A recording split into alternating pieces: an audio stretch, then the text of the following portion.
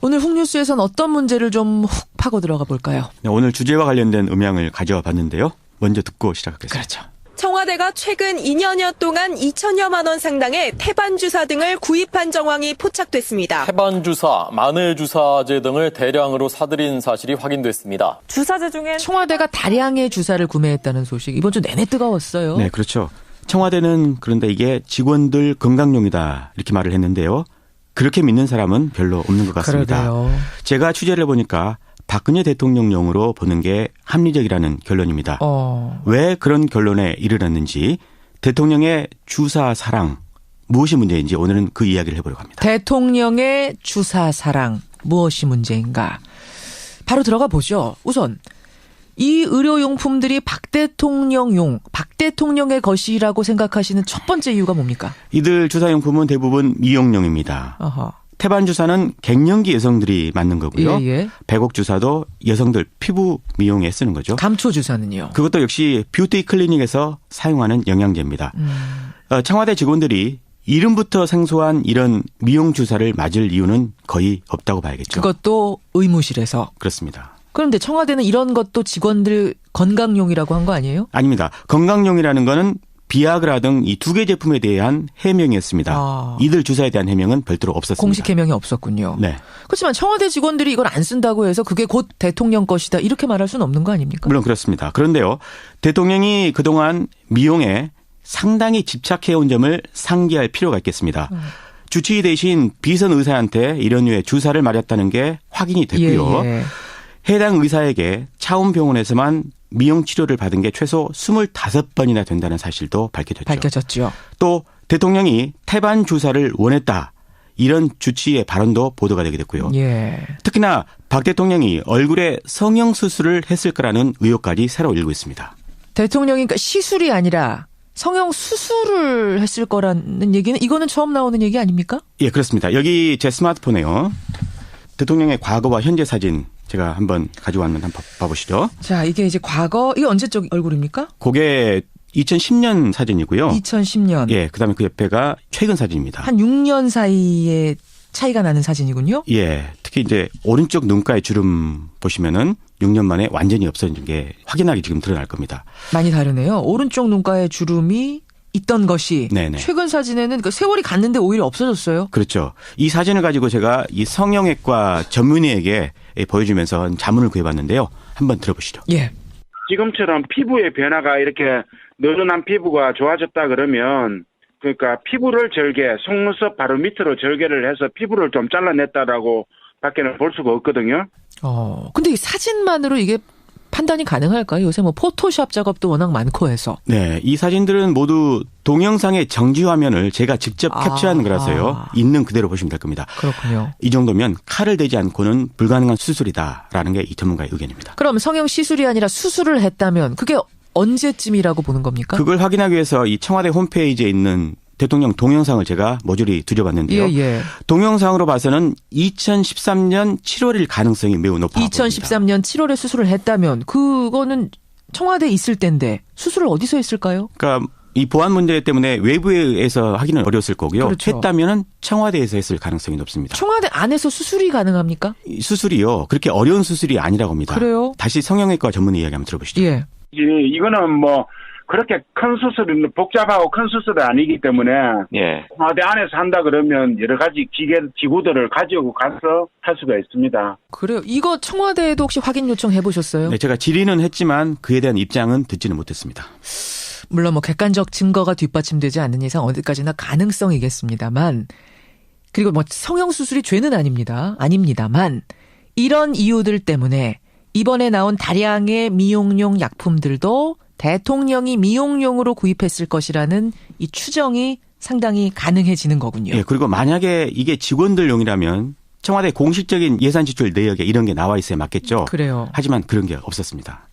그럼 이번에 밝혀진 주사기 외에도 마취용 약품을 구매한 것도 있지 않습니까? 그렇죠. 엠나 5% 크림이라는 건데요. 이건 성형외과에서 보톡스 주사 같은 거를 놓을 때 또는 레이저 시술을 할 때 통증을 없애기 위해서 바르는 겁니다. 그렇다면 청와대 내부에서 수술이 뭐 여러 번 이루어졌다 이건 몰라도 적어도 성형 시술은 계속됐다라고 볼 여지가 충분히 있군요. 그렇죠. 자, 여기까지가 각종 주사제가 대통령을 위한 게 아닐 것인가 라는 이야기를 풀어주신 건데 그러면은 이젠 두 번째 주제로 넘어가 보죠. 네. 왜 이런 약물 사용이나 미용에 대통령이 신경 쓰는 게 문제가 되는 겁니까? 개인적으로 미용에 신경 쓰는 거 이거 자체를 비난할 수는 없겠죠. 그건 개인의 자유죠. 하지만 그것이 통치의 수단으로 기능을 했다면 문제의 소지가 있을 겁니다. 무슨 말씀이십니까? 가령 해외 순방을 보죠. 예. 박근혜 대통령 외교의 주요 키워드는 알맹이와 거리가 먼 패션 외교였습니다. 패션 외교. 외교에 대한 냉정한 평가가 들어설 틈이 사라지는 건데요. 대통령에 대한 맹목적인 환상을 심어주기 위한 수단으로 누군가 대통령의 미용과 성형을 악용할 수도 있을 거라는 얘기입니다. 게다가 이제 미용을 위해서 과다한 약물 사용을 할 경우에는 이게 대통령의 건강 문제와도 안전 문제와도 직결되는 거 아니겠습니까? 그렇죠. 이번에 공개된 약물은 의학적으로 효능이 검증되지 않은 물질들입니다. 예. 우석균 가정의학 전문의 이야기 한번 들어보시죠. 예. 사실상 근거가 없어요. 그게 더 나아질 거라는 근거가 뭐 좋게 봐줘서 매우 희박하거나 냉정하게 말하면 근거가 없는 거죠. 근거가 있다면 건강보험을 해줬겠죠. 별 효과가 과학적으로 입증되지 않은 주사들이다. 네.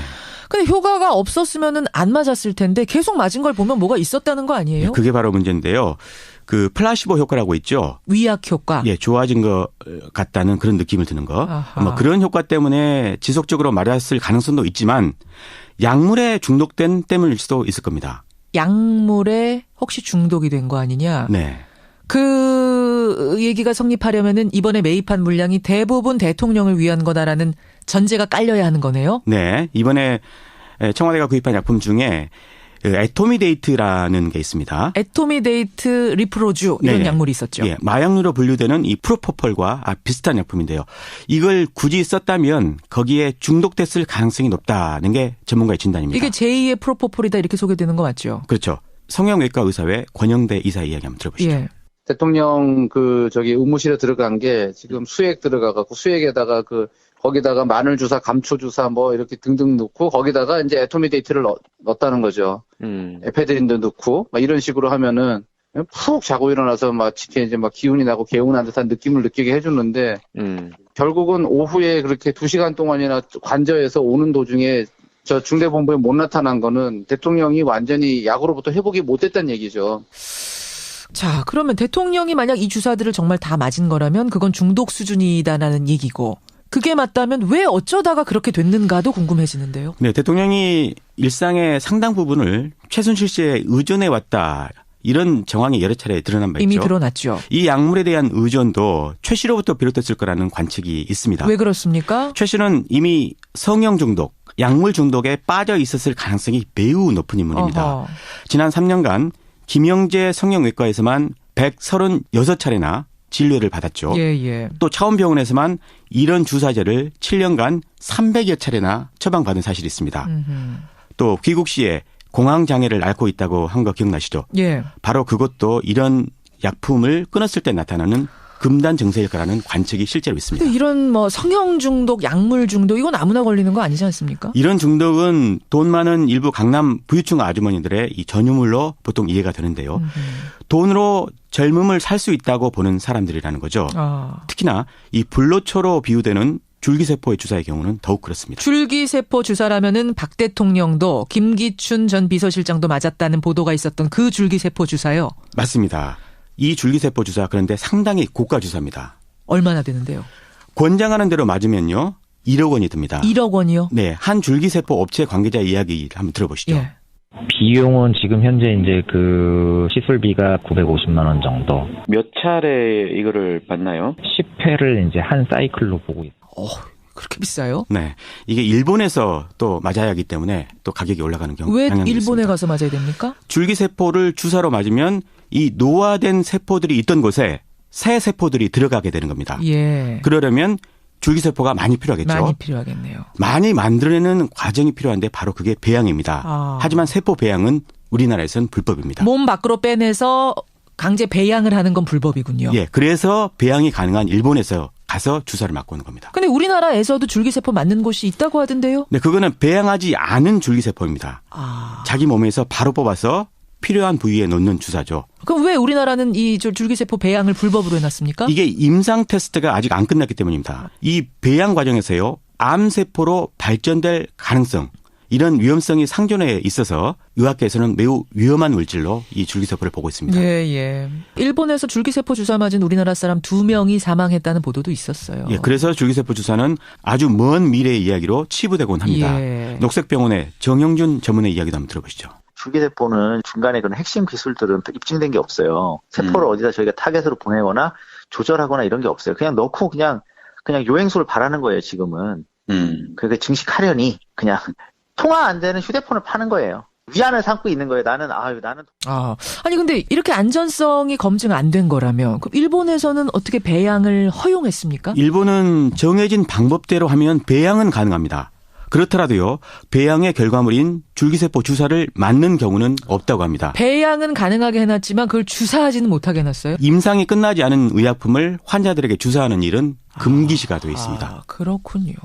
그래서 줄기세포 업계 쪽에서 계속 지금 로비를 하고 있다 뭐 이런 얘기가 나오는 거군요. 임상 전에 사용할 수 있도록 해달라. 예. 또는 뭐 일본처럼 배양만이라도 할 수 있게 해달라. 예. 이렇게 허가해달라는 게 이쪽 업계의 주된 민원인데요.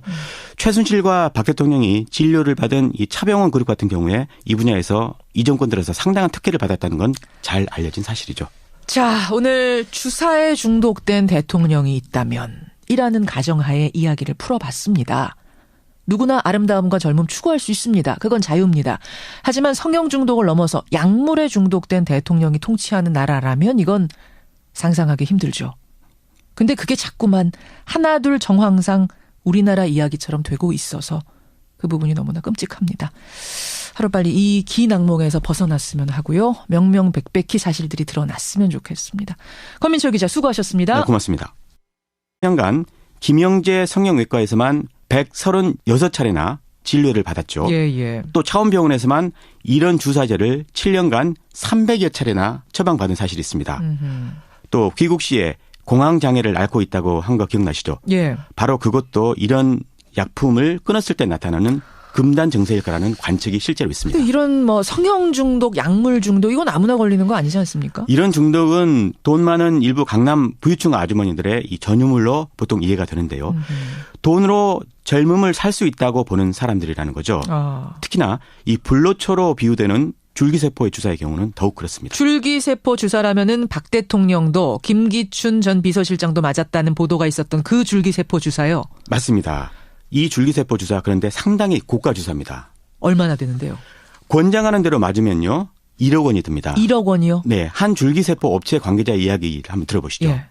비용은 지금 현재 이제 그 시술비가 950만 원 정도. 몇 차례 이거를 받나요? 10회를 이제 한 사이클로 보고 있어요. 그렇게 비싸요? 네. 이게 일본에서 또 맞아야 하기 때문에 또 가격이 올라가는 경우 왜 경향이 일본에 있습니다. 가서 맞아야 됩니까? 줄기세포를 주사로 맞으면 이 노화된 세포들이 있던 곳에 새 세포들이 들어가게 되는 겁니다. 예. 그러려면 줄기세포가 많이 필요하겠죠. 많이 필요하겠네요. 많이 만들어내는 과정이 필요한데 바로 그게 배양입니다. 하지만 세포 배양은 우리나라에서는 불법입니다. 몸 밖으로 빼내서 강제 배양을 하는 건 불법이군요. 예, 그래서 배양이 가능한 일본에서 가서 주사를 맞고 오는 겁니다. 근데 우리나라에서도 줄기세포 맞는 곳이 있다고 하던데요? 네, 그거는 배양하지 않은 줄기세포입니다.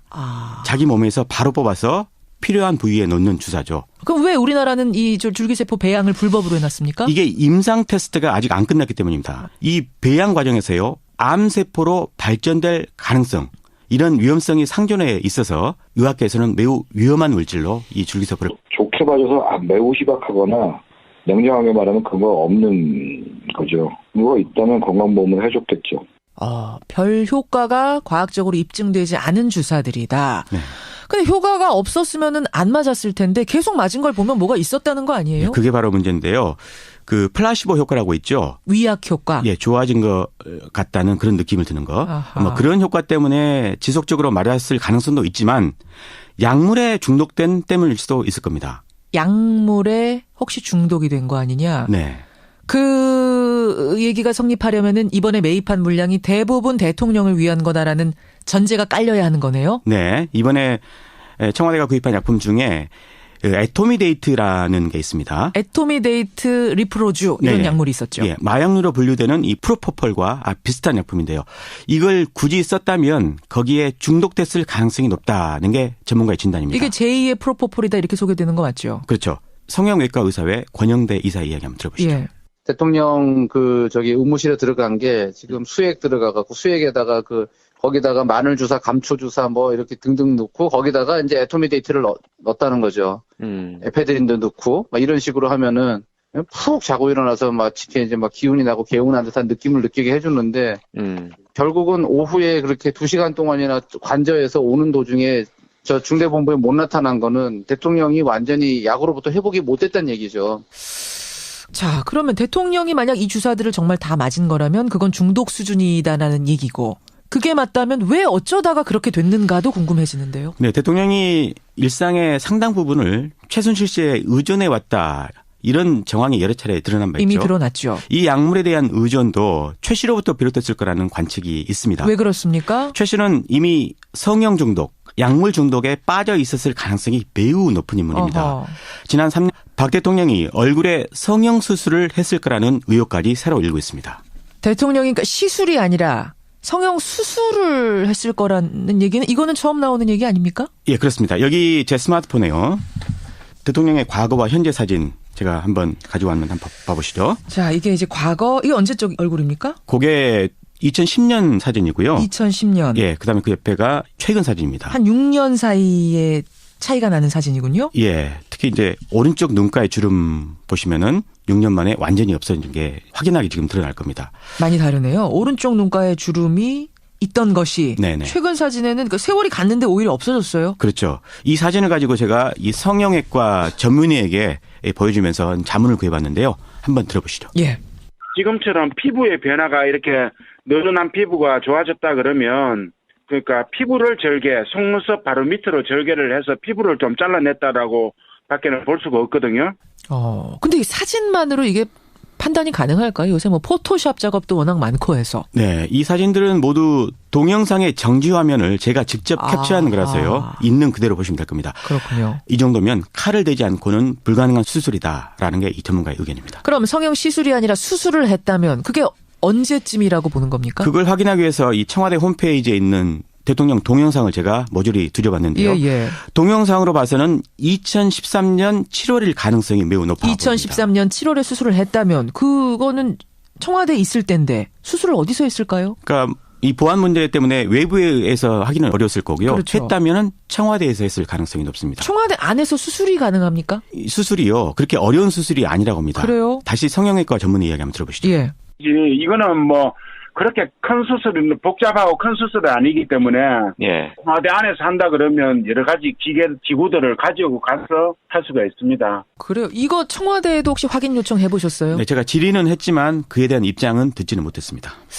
물론 뭐 객관적 증거가 뒷받침되지 않는 이상 어디까지나 가능성이겠습니다만 그리고 뭐 성형 수술이 죄는 아닙니다만 이런 이유들 때문에 이번에 나온 다량의 미용용 약품들도 대통령이 미용용으로 구입했을 것이라는 이 추정이 상당히 가능해지는 거군요. 예, 그리고 만약에 이게 직원들용이라면 청와대 공식적인 예산 지출 내역에 이런 게 나와 있어야 맞겠죠. 그래요. 하지만 그런 게 없었습니다. 그럼 이번에 밝혀진 주사기 외에도 마취용 약품을 구매한 것도 있지 않습니까? 그렇죠. 엠나 5% 크림이라는 건데요. 이건 성형외과에서 보톡스 주사 같은 거를 놓을 때 또는 레이저 시술을 할 때 통증을 없애기 위해서 바르는 겁니다. 그렇다면 청와대 내부에서 수술이 뭐 여러 번 이루어졌다 이건 몰라도 적어도 성형 시술은 계속됐다라고 볼 여지가 충분히 있군요. 그렇죠. 자, 여기까지가 각종 주사제가 대통령을 위한 게 아닐 것인가라는 이야기를 풀어주신 건데 그러면은 이젠 두 번째 주제로 넘어가 보죠. 네.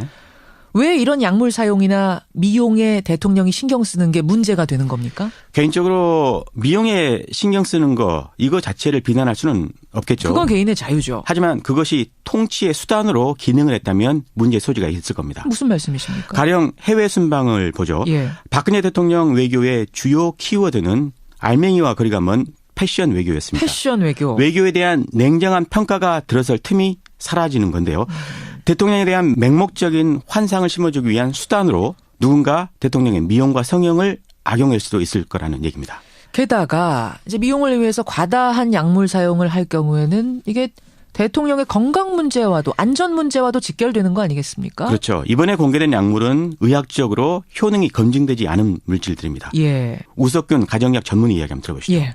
사실상 근거가 없어요. 그게 더 나아질 거라는 근거가 오늘 훅뉴스에선 어떤 문제를 좀 훅 파고 들어가 볼까요? 네, 오늘 주제와 관련된 음향을 가져와 봤는데요. 먼저 듣고 시작하겠습니다. 그렇죠. 청와대가 최근 2년여 동안 2천여만 원 상당의 태반주사 등을 구입한 정황이 포착됐습니다. 태반주사, 마늘주사제 등을 대량으로 사들인 사실이 확인됐습니다. 주사제 중에 청와대가 다량의 주사를 구매했다는 소식 이번 주 내내 뜨거웠어요. 네, 그렇죠. 청와대는 그런데 이게 직원들 건강용이다 이렇게 말을 했는데요. 그렇게 믿는 사람은 별로 없는 것 같습니다. 그러게요. 제가 취재를 해보니까 박근혜 대통령용으로 보는 게 합리적이라는 결론입니다. 왜 그런 결론에 이르렀는지 대통령의 주사 사랑 무엇이 문제인지 오늘은 그 이야기를 해보려고 합니다. 대통령의 주사 사랑 무엇이 문제인가? 바로 들어가 보죠. 우선 이 의료용품들이 박 대통령의 것이라고 생각하시는 첫 번째 이유가 뭡니까? 이들 주사용품은 대부분 미용용입니다. 어허. 태반 주사는 갱년기 여성들이 맞는 거고요. 예. 백옥 주사도 여성들 피부 미용에 쓰는 거죠. 감초 주사는요? 그것도 역시 뷰티 클리닉에서 사용하는 영양제입니다. 청와대 직원들이 이름부터 생소한 이런 미용 주사를 맞을 이유는 거의 없다고 봐야겠죠. 그것도 의무실에서. 그렇습니다. 그런데 청와대는 이런 것도 직원들 건강용이라고 한 거 아니에요? 아닙니다. 건강용이라는 거는 비아그라 등 이 두 개 제품에 대한 해명이었습니다. 이들 주사에 대한 해명은 별도로 없었습니다. 공식 해명이 없었군요. 네. 그렇지만 청와대 직원들이 이걸 안 쓴다고 해서 그게 곧 대통령 것이다 이렇게 말할 수는 없는 거 아닙니까? 물론 그렇습니다. 그런데요. 대통령이 그동안 미용에 상당히 집착해온 점을 상기할 필요가 있겠습니다. 주치의 대신 비선 의사한테 이런 류의 주사를 맞았다는 게 확인이 됐고요. 예. 해당 의사에게 차움병원에서만 미용 치료를 받은 게 최소 25번이나 된다는 사실도 밝혀졌죠. 또 대통령이 태반 주사를 원했다. 이런 주치의 발언도 보도가 되게 됐고요. 예. 특히나